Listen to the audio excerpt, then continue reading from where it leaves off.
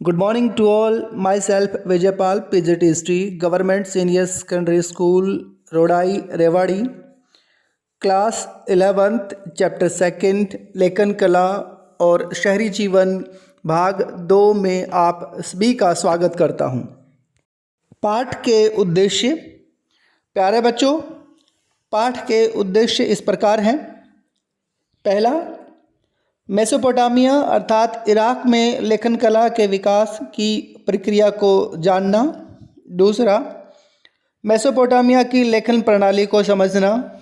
तीसरा, मेसोपोटामिया की साक्षरता अर्थात पढ़े लिखे लोगों की संख्या की जानकारी प्राप्त करना। चौथा, मेसोपोटामियाई लेखन के प्रयोग की जानकारी लेना। पांचवा, दक्षिणी मेसोपोटामिया में हुए शहरीकरण में मंदिरों और राजाओं की भूमिका को समझना। पाठ के मुख्य बिंदु। डियर स्टूडेंट्स, इस भाग के मुख्य बिंदु इस प्रकार हैं। लेखन कला का विकास। दूसरा, लेखन प्रणाली। तीसरा, साक्षरता। चौथा, लेखन का प्रयोग। और पांचवा, दक्षिणी मेसोपोटामिया का शहरीकरण। और इसमें हमें पढ़ना है मंदिर और राजा।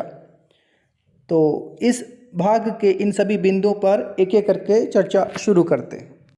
लेखन कला का विकास। प्यारे बच्चों, इस बिंदु में हमें यह देखना है कि कैसे और कब मेसोपोटामिया में लेखन कला का विकास होता है। सभी समाजों के पास अपनी एक भाषा होती है जिसमें उच्चारित ध्वनियाँ अपना अर्थ प्रकट करती हैं। इसे मौखिक या शाब्दिक भावाभिव्यक्ति कहते हैं। लिखना मौखिक भावाभिव्यक्ति से उतना अलग नहीं है जितना हम अक्सर समझ बैठते हैं। जब लेखन या लिपि के बारे में बात की जाती है तो इसका अर्थ है उच्चारित ध्वनियाँ जो दृश्य संकेतों या चिन्हों के रूप में प्रकट की जाती हैं। इन दो पट्टिकाओं या टैबलेट्स को देखिए जो लगभग 3200 ईसा पूर्व की हैं। ये मेसोपोटामिया की पहली लिखित भाषा या संकेतों की रूप में लिखी गई लिखावट है। इसमें संख्या या सामानों की जानकारी दी गई है। जैसे कि आप इस पट्टी में देखिए, ऊपर चिन्ह या संकेत के द्वारा बैलों को दिखाया गया है। उसके नीचे कुछ फसलें हैं, उससे नीचे अनाज और मछली, और साथ में संख्याएं एवं नाव हैं। साथ में इस दूसरी पट्टी में आप देखते हैं कि कुछ कील नुमा अक्षर बने हुए हैं और उनका क्या वर्डिंग बंदी है इंग्लिश में, ये साथ साथ में लिख के दिखाया गया है। ये लगभग 5000 इस तरह की पट्टिकाएं मिली हैं जिसमें हमें बैलों, मछलियों, रोटियों आदि की विस्तृत सूचियां मिली हैं। ये इस तरह की पट्टिकाएं हमें दक्षिणी मेसोपोटामिया के शहर उरूक के मंदिरों में मिली हैं, जो वहाँ से जाने वाले और आने वाले सामानों की शायद सूची होगी। इस तरह की विभिन्न पट्टिकाओं को देखकर ऐसा लगता है कि लेखन कार्य तब शुरू हुआ होगा जब समाज को अपने लेन देन का स्थायी हिसाब रखने की ज़रूरत पड़ी होगी, क्योंकि शहरी जीवन में लेन देन अलग अलग समय पे होते थे। उन्हें करने वाले लोग भी अलग अलग होते थे और सौदा भी कई प्रकार के माल के बारे में होता था। अतः उन सब का लिखित रिकॉर्ड रखना जरूरी हो जाता था। मेसोपोटामिया के लोग मिट्टी की पट्टिकाओं पर लिखा करते थे, जैसा कि आप ये दो पट्टिकाएं देख रहे हैं। लिपिक अर्थात लेखक चिकनी मिट्टी को गीला करता था और फिर उसको गूंथ कर थाप कर एक आकार की पट्टी का रूप दे देता था, जिसे वह आसानी से अपने एक हाथ में पकड़ सके और सावधानीपूर्वक उसकी सतहों को चिकना बना लेता था। फिर सरकंडे अर्थात एक प्रकार का पौधा की गीली नोक, गीली और तीखी यानी शार्प जो पिन है उससे नम मिट्टी पर कील आकार के या कील नुमा या यूनिफॉर्म अक्षर बना देता था। जब ये पट्टिकाएँ धूप में सूख जाती थी तो पक्की हो जाती थी और वे मिट्टी के बर्तनों जैसी मजबूत हो जाती थी। जब उन पर लिखा हुआ कोई हिसाब, जैसे धातु के टुकड़े सौंपने का हिसाब किताब, असंगत या गैर ज़रूरी हो जाता था तो उस पट्टिका को फेंक दिया जाता था। और जब एक बार, चूँकि आप जानते हैं, एक बार अगर पट्टिका सूख गई तो उस पर दोबारा कुछ नहीं लिखा जा सकता। इस प्रकार प्रत्येक सौदे के लिए, चाहे वह छोटा हो या बड़ा हो, एक अलग पट्टिका की ज़रूरत होती थी। इस प्रकार मेसोपोटामिया के खुदाई स्थलों पर सैकड़ों पट्टिकाएँ मिली हैं और इस स्रोत संपदा के कारण ही आज हम मेसोपोटामिया के बारे में इतना कुछ जान पाते हैं। लगभग 2600 ईसा पूर्व के आसपास वर्ण कीलाकार हो गए और भाषा सुमेरियन थी। अब लेखन का इस्तेमाल केवल हिसाब किताब रखने के लिए ही नहीं बल्कि बहुत से कामों के लिए किया जाने लगा, जैसे शब्दकोश बनाने के लिए, भूमि के हस्तांतरण को कानूनी मान्यता प्रदान करने के लिए, राजाओं के कार्यों का वर्णन करने और कानून में उन परिवर्तनों को घोषित करने के लिए किया जाने लगा जो देश की आम जनता के लिए बनाए जाते थे। मेसोपोटामिया की सबसे पुरानी ज्ञात भाषा सुमेरियन का स्थान 2400 ईसा पूर्व के बाद धीरे धीरे अक्कदी भाषा ने ले लिया। जैसे कि आप लोग जानते हैं, अक्कदी शासकों ने इस पर अपना अधिकार कर लिया था, तो सुमेरियन का स्थान अक्कदी भाषा ने ले लिया, जो लगभग 2000 वर्षों तक चलती रही। लेखन प्रणाली। डियर स्टूडेंट्स, यह हमारे इस भाग का दूसरा बिंदु है जिसमें हमें देखना है कि मेसोपोटामिया की लेखन प्रणाली किस प्रकार की थी।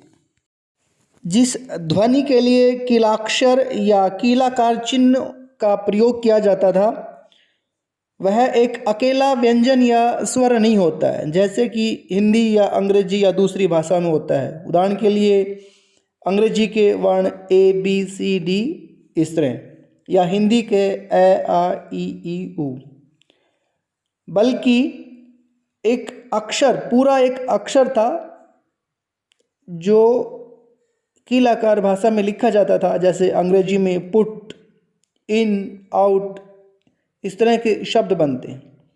कहने का मतलब ये है कि मेसोपोटामियाई जो लेखन प्रणाली है वो वर्ण आधारित न होकर के अक्षर आधारित थी। इस प्रकार मेसोपोटामिया के लिपिक को सैकड़ों चिन्ह सीखने पड़ते थे और उसे गीली पट्टी पर उसके सूखने से पहले ही लिखना होता था। इस प्रकार लेखन कार्य के लिए बड़ी कुशलता की आवश्यकता होती थी, इसलिए लिखने का काम अत्यंत महत्वपूर्ण माना जाता था। इस प्रकार किसी भाषा विशेष की ध्वनियों को एक दृश्य के रूप में प्रस्तुत करना एक महान बौद्धिक उपलब्धि माना जाता था। साक्षरता अर्थात पढ़े लिखे लोगों की संख्या। डियर स्टूडेंट्स, इस बिंदु में हमें यह देखना है कि मेसोपोटामिया में साक्षरता कितनी थी। भले ही लेखन की शुरुआत मेसोपोटामिया से हुई हो, लेकिन वहाँ पर साक्षरता अर्थात पढ़े लिखे लोगों की संख्या कम थी, क्योंकि न केवल प्रतीकों या चिन्हों की संख्या सैकड़ों में थी बल्कि ये कहीं अधिक पेचीदा भी थे। जैसा कि आप पहले वाली इन दो पट्टिकाओं में देख चुके हैं कि मेसोपोटामिया में लेखन वर्ण आधारित न होकर अक्षर आधारित थे, अर्थात सभी अक्षरों को याद करना और उनके चिन्ह याद करना काफ़ी मुश्किल भरा काम होता था।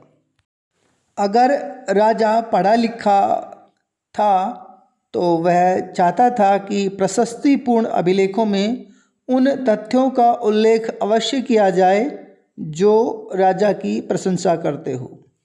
अधिकतर लिखावट बोलने के तरीके को दर्शाती थी।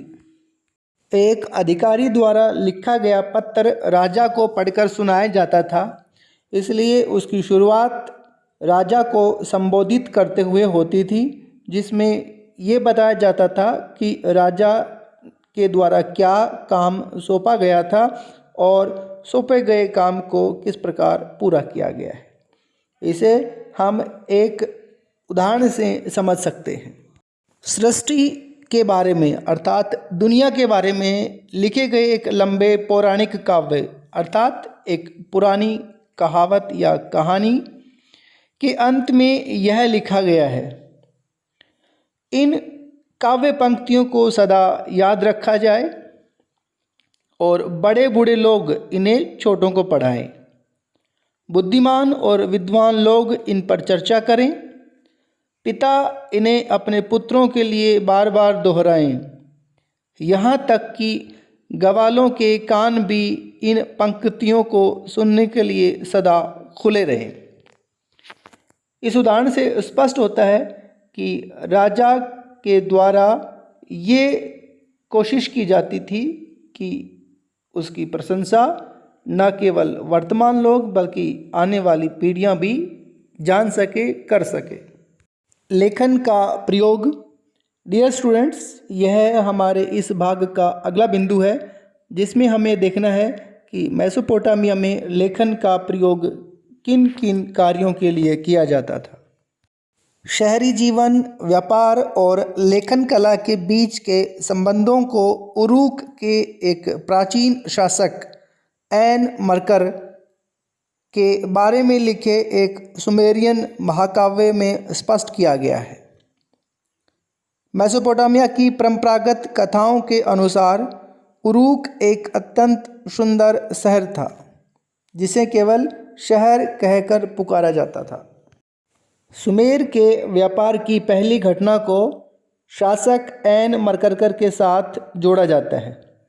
उस महाकाव्य में कहा गया है कि उन दिनों व्यापार क्या होता था यह कोई नहीं जानता था। एन मरकर अपने शहर के एक सुंदर मंदिर को सजाने के लिए लाजवर्द और अन्य बहुमूल्य रत्न और धातुएं मंगाना चाहता था। इस काम के लिए उसने अपना एक दूत अरहटा नाम के एक सुदूर देश के शासक के पास भेजा। दूत ने राजा के आदेश का पालन किया।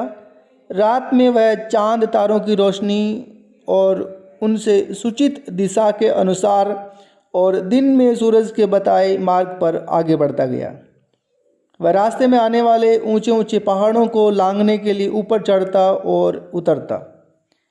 जब वह पहाड़ पर था तो पहाड़ की तलहटी में रहने वाले सूसा मतलब एक नगर के लोगों ने उन्हें चूहों की तरह नमस्कार किया। कहने का मतलब ये है कि ऊंचाई से जब देखते हैं तो लोग छोटे छोटे चूहों की तरह ही दिखाई देते हैं। दूत ने 5 पर्वतमालाएं, 6 पर्वतमालाएं और 7 पर्वतमालाएं पार की। दूत अरहटा के मुखिया से लाजवर्द या चांदी नहीं ला पाया और उसे बार बार लंबी यात्राओं के उपरांत खाली हाथ ही लौटना पड़ा।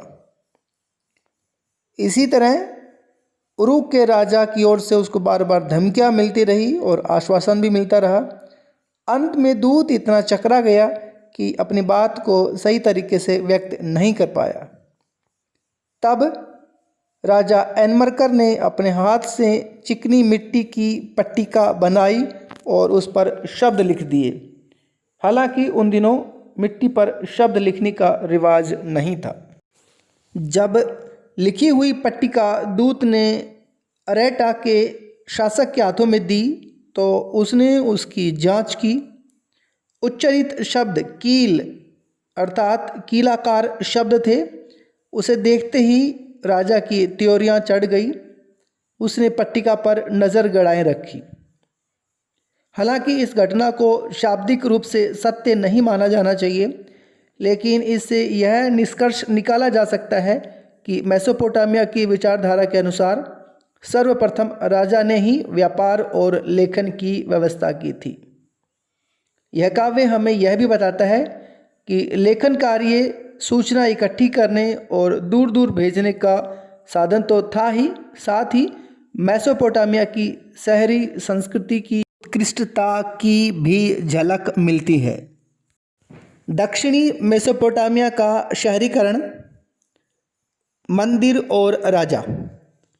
प्यारे बच्चों, इस भाग का ये अगला बिंदु है जिसमें हमें यह देखना है कि दक्षिणी मेसोपोटामिया का जो शहरीकरण हुआ है उसमें मंदिर और राजा की क्या भूमिका थी।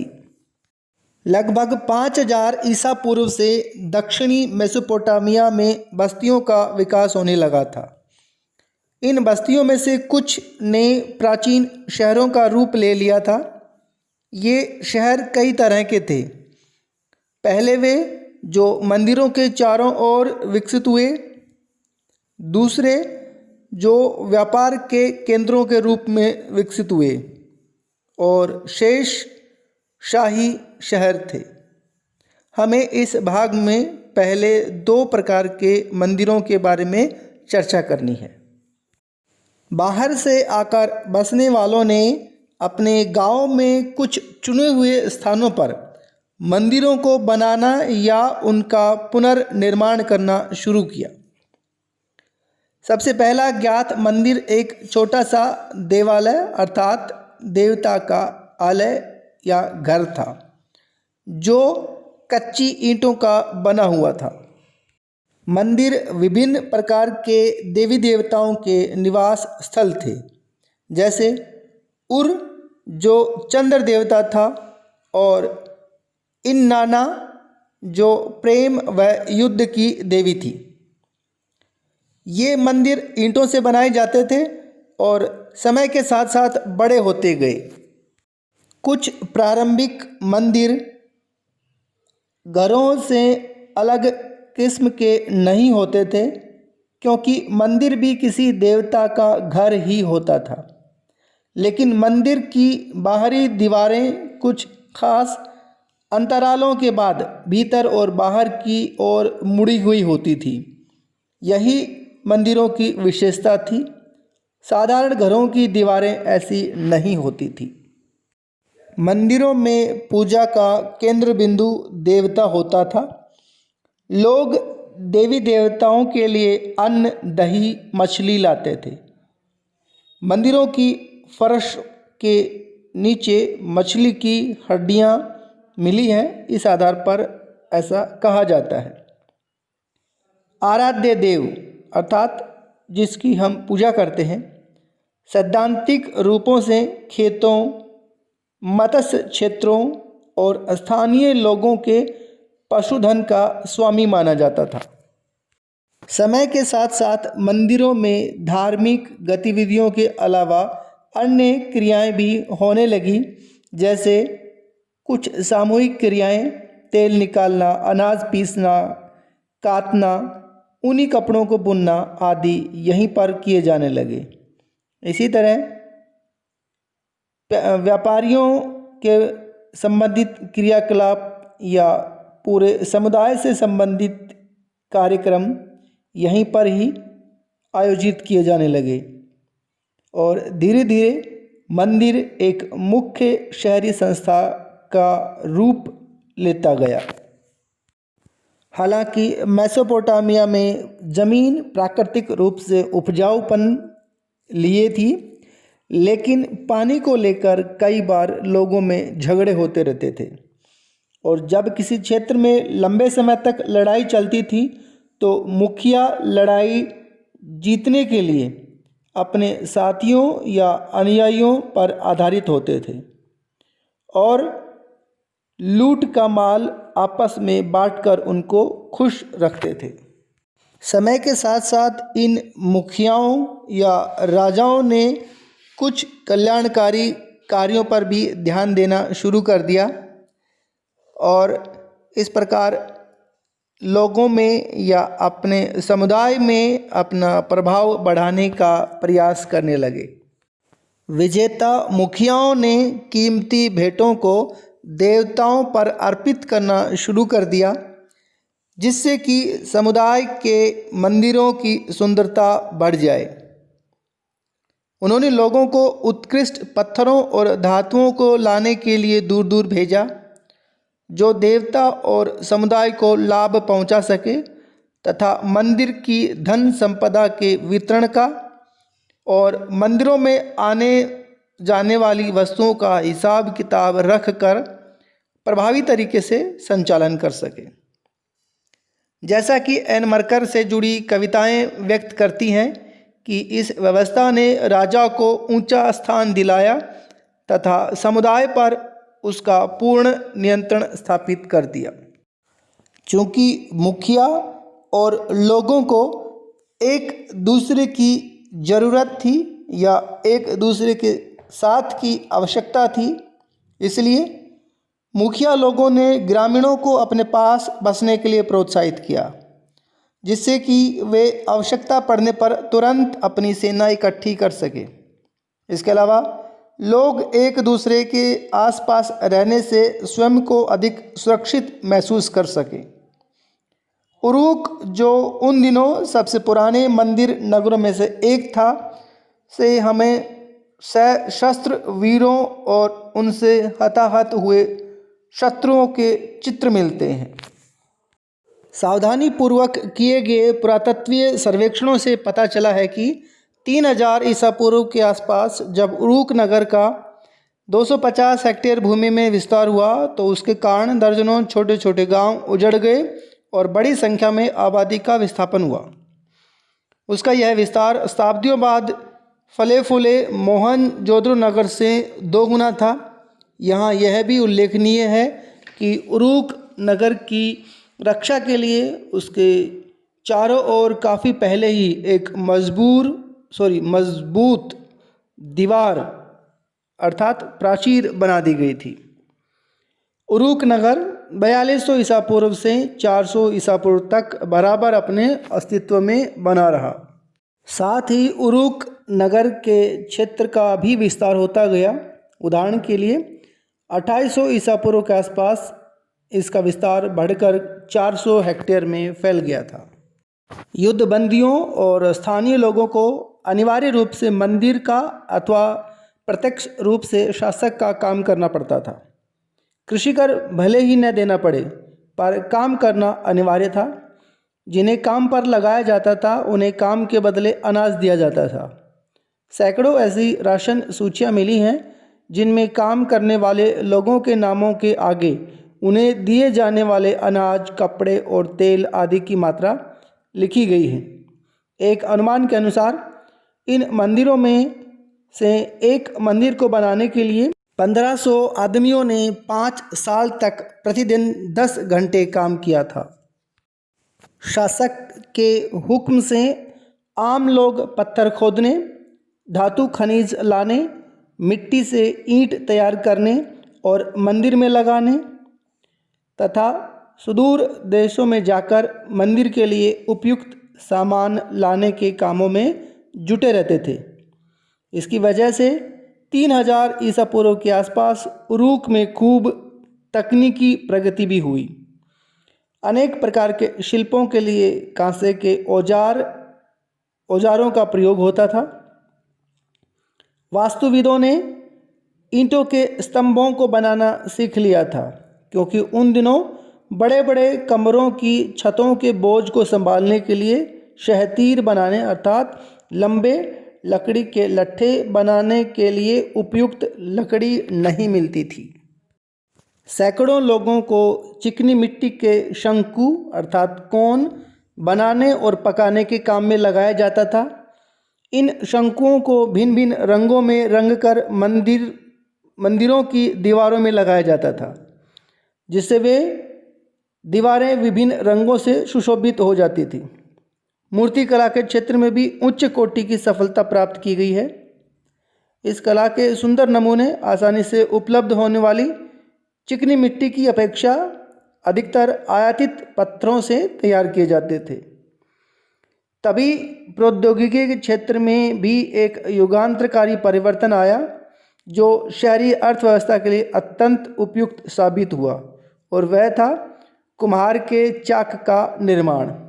आगे चलकर इस चाक से कुम्हार की कार्यशाला में एक साथ बड़े पैमाने पर दर्जनों एक जैसे बर्तन आसानी से बनाए जाने लगे थे। पाठ की दोहराई। प्यारे बच्चों, पाठ के सभी बिंदुओं पर चर्चा करने के बाद आइए हम इसकी दोहराई करते हैं। हमने मेसोपोटामिया अर्थात इराक में लेखन कला के विकास की प्रक्रिया को जाना है। साथ ही मेसोपोटामिया की लेखन प्रणाली को समझा है। तीसरा, मेसोपोटामिया की साक्षरता अर्थात पढ़े लिखे लोगों की संख्या की जानकारी प्राप्त की है। अगला, मेसोपोटामियाई लेखन के प्रयोग की जानकारी हासिल की है। और अगला है, दक्षिणी मेसोपोटामिया में हुए शहरीकरण में मंदिरों और राजाओं की भूमिका को समझा है। गृह कार्य या होमवर्क।